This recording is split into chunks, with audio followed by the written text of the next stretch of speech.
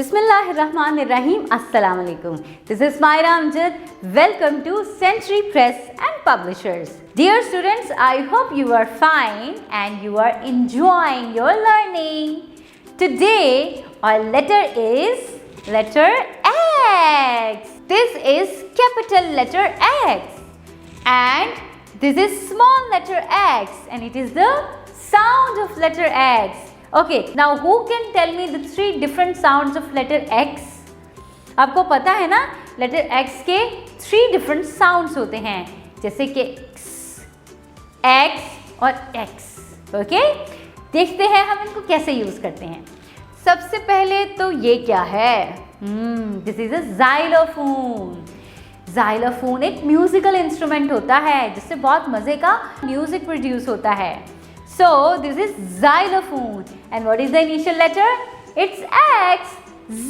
Xylophone. And then what is this?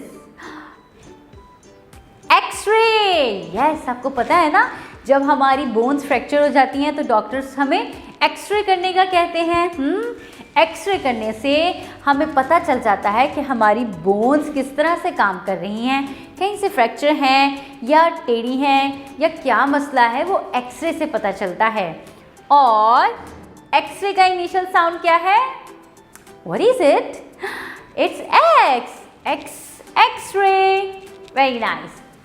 And now हमारे पास एक और वर्ड है and this is the Xmas tree. Yes, आपको पता है हम ये ट्री कब बनाते हैं? क्रिसमस पे.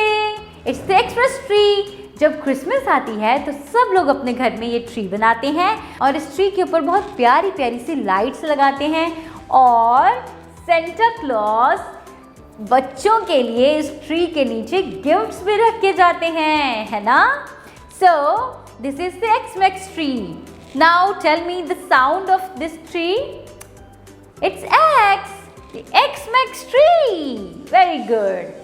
Okay students, let's move towards writing. To write X, you have to make a line, a slant line.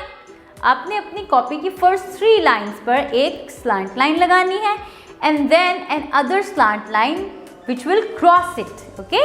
जैसे आपने क्रॉस बनाना है वैसे आपने यहाँ पर 2 लाइन्स लगानी है. That will be the capital letter X.